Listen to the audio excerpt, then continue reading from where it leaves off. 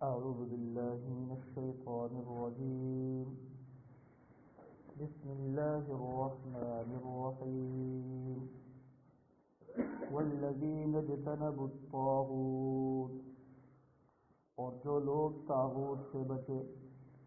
ان یعبدوها، کہ اس کی عبادت کریں، وانابوا الی اللہ، اور انہوں نے اللہ سے لو لگائی، لہم البشریٰ، خوشی کی خبر انہی کے لیے ہے، فبشر عباد، لہذا میرے ان بندوں کو خوشی کی خبر سنا دے، الذین یستمعون القول، جو بات کو غور سے سنتے ہیں، فیتبعون احسنہ، تو اس میں جو بہترین ہوتی ہے اس کی پیروی کرتے ہیں، اولئک الذین ھداھم اللہ، یہی وہ لوگ ہیں جنہیں اللہ نے ہدایت دی ہے، وَأُولَئِكَ هُمْ أُولُو الْأَلْبَابِ، اور یہی ہیں جو عقل والے ہیں۔ صدق اللہ العظیم۔ پچھلی آیات مبارکہ میں ان لوگوں کا ذکر تھا جنہوں نے اپنی جانوں کو، اپنے اہل و عیال کو اپنی گمراہی، کفر اور شرک کے ساتھ برباد اور ضائع کر دیا۔ ان آیات مبارکہ میں ان لوگوں کا ذکر ہے جنہوں نے شرک سے اپنے آپ کو بچا کر توحید خالص کو اپنا کر دنیا آخرت کی سعادتوں کو حاصل کر لیا۔ یہ قرآن پاک کا ہی طریقہ اور اسلوب ہے کہ اگر اس میں ترغیب ہے، اللہ تعالیٰ وعید سناتے ہیں جہنم کی، اور جہنمیوں والے اعمال ذکر فرماتے ہیں، ساتھ ہی ایمان والوں کے لیے ترغیب بھی ہوتی ہے، وعدہ بھی ہوتا ہے جنت کی نعمتوں کا، کہ یہ وہ اعمال ہیں جن پر تم جنت کو اور جنت کی نعمتوں کو پا سکتے ہو۔ تو پہلی آیت میں ارشاد فرمایا وہ لوگ جو طاغوت کی عبادت کرنے سے بچے۔ طاغوت کیا ہے؟ طاغوت جیسے علامہ ابن کثیر رحمہ اللہ تعالی تفسیر ابن کثیر میں طاغوت کی تفسیر کرتے ہوئے بیان فرماتے ہیں کہ طاغوت سے مراد ہے شیطان، کہ یہ لوگ جو دوسری قسم پہلے گزری یہ شیطان کی عبادت کرتے ہیں، گویا ان کے لیے طاغوت سب سے بڑی سرکش طاقت وہ طاغوت ہے، وہ شیطان ہے۔ لیکن ذہن میں سوال آتا ہے کہ وہ تو بتوں کی پوجا کرتے تھے، شیطان کی تو نہیں کرتے تھے، تو بتوں کی پوجا کرنا بھی حقیقت میں اپنے آپ کو شیطان کے پیچھے چلانا ہے، تو یہ حقیقت میں شیطان کی ہی اطاعت اور عبادت ہے۔ اور دوسرا طاغوت سے مراد ایک قول یہ بھی نقل فرمایا کہ اس سے مراد بت ہے، کہ وہ بتوں کی عبادت کرتے تھے، اور یہ لوگ انہوں نے اپنے آپ کو بتوں کی عبادت سے بچایا۔ اور ایک طاغوت کی تفسیر یہ بھی ہے کہ اس سے مراد ہے فال نکالنے والے، یہ جو ہاتھوں کو دیکھ کر انسان کی قسمتیں بتاتے ہیں نا، لکیروں کو دیکھ کر انسان کی آنے والی زندگی کا نقشہ کھینچتے ہیں، تو یہ لوگ جو جنتی ہیں یہ ایسے طاغوت سے انہوں نے اپنے آپ کو بچایا کہ ان کی اتباع کریں۔ اور طاغوت کی ایک تفسیر یہ بھی ہے کہ اس سے مراد ہے جادوگر، کہ وہ لوگ جادوگروں سے بھی انہوں نے اپنے آپ کو بچایا کہ ان کی وہ اطاعت کریں۔ تو وہ لوگ جو طاغوت سے بچے، شیطان کی اطاعت سے، بتوں کی عبادت سے، فال نکالنے والے اور جادوگروں کی اطاعت سے جو بچے۔ چنانچہ حدیث مبارکہ میں ہے نبی اکرم صلی اللہ علیہ وآلہ وسلم نے ارشاد فرمایا جو آدمی فال نکالنے والے کے پاس گیا،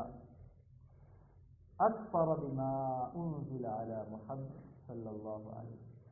اس نے اس شریعت کا کفر کیا، انکار کیا جو اللہ تعالیٰ نے مجھ پر نازل فرمائی۔ اللہ اکبر۔ اور ایک دوسری حدیث مبارکہ میں آپ نے ارشاد فرمایا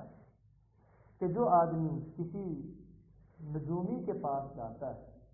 اسے اپنا ہاتھ دکھاتا ہے، اگرچہ دل لگی کے طور پر ہی ہو، اس کا اس پر ایمان نہ بھی ہو، جیسے ہمارے بعض ساتھی چلتے چلتے سرے راہ کوئی بیٹھا ہو تو اس کے پاس بیٹھ جاتے ہیں کہ چلو دکھاتے ہیں، کہتے یقین نہیں ہے، یقین تو اللہ کی ذات پر ہے، چاہے بطور مزاح اور دل لگی کے یہ ہاتھ دکھا رہے ہیں، تو آپ صلی اللہ علیہ وآلہ وسلم نے فرمایا انہوں نے اپنی 40 دن اور 40 راتوں کی عبادت اور نمازوں کو ضائع کر دیا۔ تو طاغوت سے، اور طاغوت کی ایک دوسری تفسیر جو بڑی عام فہم ہے جس میں یہ ساری چیزیں آ جائیں گی، یعنی وہ اللہ کا غیر جو انسان کو اللہ کی عبادت سے غافل کر دے، وہ طاغوت ہے۔ وہ کچھ بھی ہو سکتا ہے، وہ انسان کی دکان بھی ہو سکتی ہے، اگر اس میں اتنا مست ہو کہ نماز پڑھنے کی فرصت نہ ہو، اتنا مست ہو کہ حلال حرام کی تمیز نہ کرتا ہو، تو اس کے لیے وہی طاغوت ہے۔ تو فرمایا جنتیوں کی پہلی صفت یہ ہے کہ وہ طاغوت کی عبادت اور اطاعت سے اپنے آپ کو بچاتے، وَأَنَابُوا إِلَى اللَّهِ، وہ اللہ سے اپنی لو لگاتے، اللہ کی طرف رجوع کرتے، یعنی وہ غیر اور اللہ سے بچتے ہیں اور اللہ کے ساتھ اپنے تعلق کو جوڑتے ہیں۔ جیسے ایک صحابی آئے، انہوں نے کسی چیز کا سوال کیا آپ صلی اللہ علیہ وسلم سے، تو آپ نے انہیں تعلیم فرمایا کہ آئندہ سے اللہ کے علاوہ کسی کے سامنے ہاتھ نہیں پھیلانا، مانگنا نہیں۔ حالانکہ صحابی غربت میں تھا تبھی تو سوال کیا تھا، لیکن اس صحابی نے پیارے نبی کی تعلیم کو کیسے انداز میں مضبوطی سے تھاما، پھر مرتے دم تک کسی کے سامنے ہاتھ نہیں پھیلایا، بلکہ یہاں تک اگر گھوڑے پہ بیٹھے کوڑا بھی زمین پہ گرا تو خود نیچے اتر کے اٹھایا، کسی دوسرے سے مطالبہ نہیں کیا کہ مجھے اٹھا کے پکڑا دو۔ اللہ سے لو لگانے والوں نے بڑے عجیب انداز میں اللہ سے لو لگائی۔ بایزید بستامی رحمہ اللہ کے بارے میں آتا ہے کہ ایک مرید ان کی خدمت میں 20 سال کا عرصہ آتا رہا، ہر روز وہ آتا تھا تو حضرت اس سے اس کا نام پوچھتے تھے، تو 20 سال جب گزرے یہی عمل مسلسل جاری رہا، تو ایک دن اس نے کیا ہی دیا، حضرت مجھے 20 سال ہو گئے آپ کے پاس آتے ہوئے،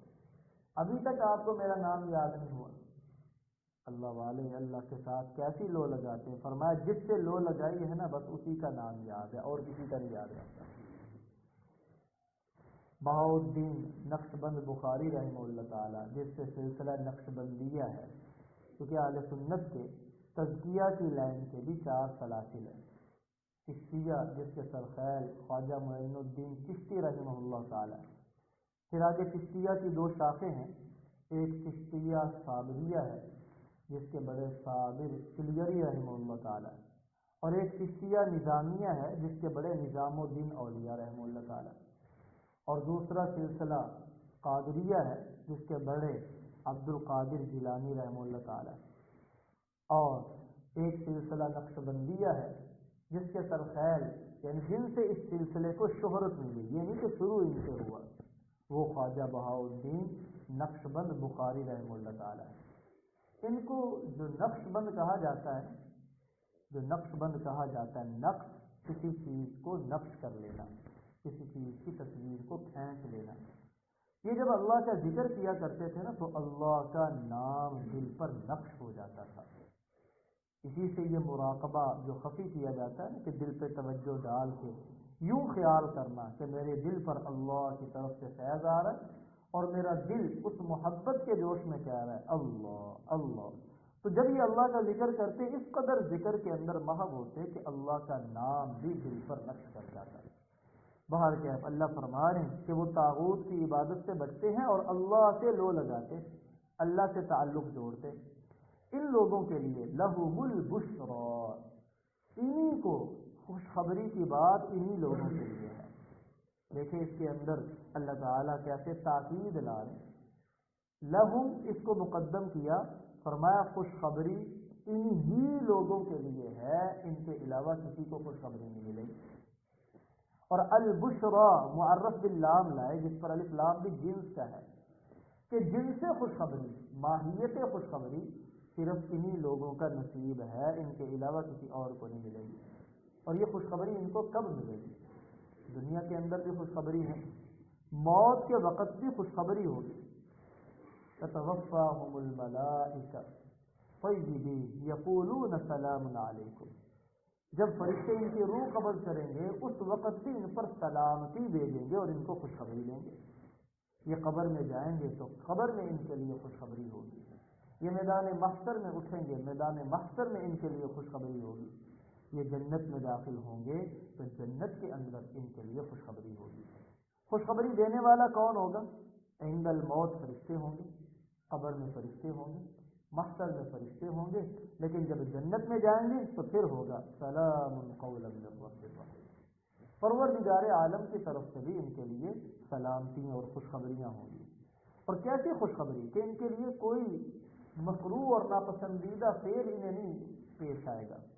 جیسے اللہ قرآن میں فرماتے ہیں نا لا خوف علیہم ولا هم یحزنون، نہ انہیں آنے والے وقت میں کسی چیز کا ڈر ہوگا۔ خوف کا تعلق ہوتا ہے مستقبل کے ساتھ، آنے والے وقت کے ساتھ، اور حزن کا تعلق ہوتا ہے گزرے ہوئے وقت کے ساتھ، کہ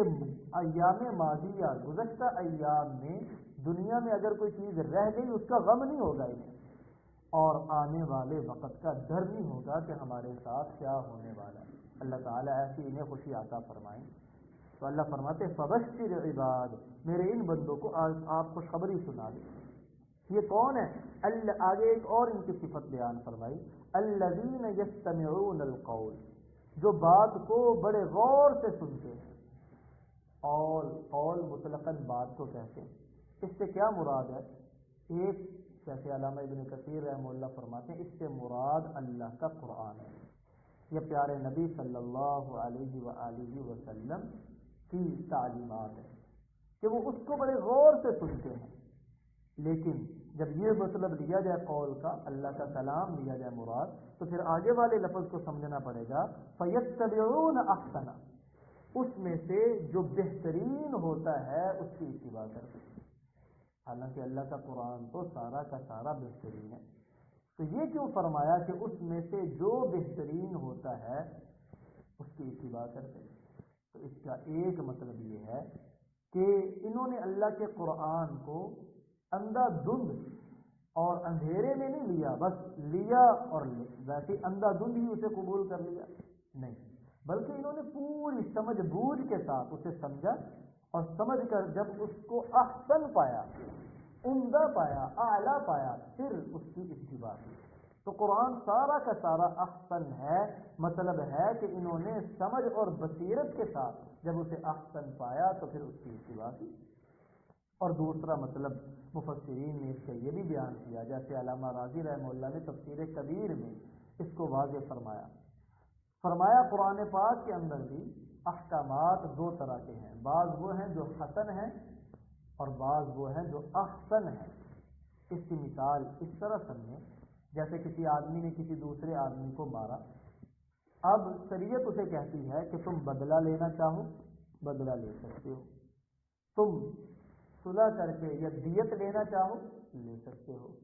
اور اگر معاف کرنا چاہو، اب دیکھیں بدلہ جو اس نے آپ کو کیا ہے، مارا ہے، یہ چوٹ پہنچائی ہے، بدلے میں اتنی چوٹ آپ اسے پہنچا سکتے ہیں، یہ حسن ہے، عمدہ ہے، اس سے زائد کرنا زیادتی ہے، لیکن اس کو معاف کر دینا یہ احسن ہے۔ وَأَن تَعْفُوا هُوَ أَقْرَبُ لِلتَّقْوَىٰ، اگر تم معاف کرو تو یہ اللہ کے ہاں تقوی حاصل کرنے کے زیادہ قریب ہے۔ اسی طرح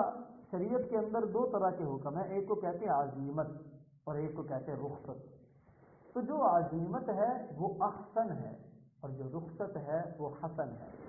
جیسے کوئی آدمی سفر میں ہو، رمضان المبارک کا مہینہ ہو، تو شریعت نے اسے رخصت دی ہے کہ وہ روزہ چھوڑ سکتا ہے، لیکن اگر وہ رکھ لے تو یہ عزیمت ہے۔ اب دیکھیں روزے کو چھوڑ کر دوبارہ بعد میں قضا کرنا یہ حسن ہے، رخصت ہے، اور روزے کو رکھ لینا اور مشقت اٹھا لینا یہ عزیمت ہے اور احسن ہے۔ تو وہ فَيَتَّبِعُونَ أَحْسَنَ، احسن بات کی پیروی کرتے ہیں۔ اولئک الذین ھداھم اللہ، انہی لوگوں کے بارے اللہ فرماتے ہیں اللہ نے ان کو ہدایت دے دی، واولئک ھم اولو الالباب، اور یہی لوگ عقل مند ہیں۔ تو عقل مندوں کی اللہ تعالیٰ نے یہاں دو صفتیں بیان فرمائی، ہم میں سے ہر ایک غور کرے وہ عقل مند ہے یا بیوقوف ہے۔ پہلی صفت یہ بیان فرمائی کہ وہ طاغوت سے، جادوگروں سے بچتے ہیں، فال نکالنے والوں سے بچتے ہیں، بتوں سے بچتے ہیں، غیر اللہ سے بچتے ہیں۔ نمبر دو، وہ قرآن پاک کو پوری توجہ سے سن کر اس پر عمل پیرا ہوتے ہیں۔ اللہ فرماتے ہیں یہی لوگ ہدایت یافتہ ہیں اور یہی لوگ عقل مند ہیں۔ اللہ تعالی ہمیں بھی یہ صفات اعلیٰ درجے میں نصیب فرمائے۔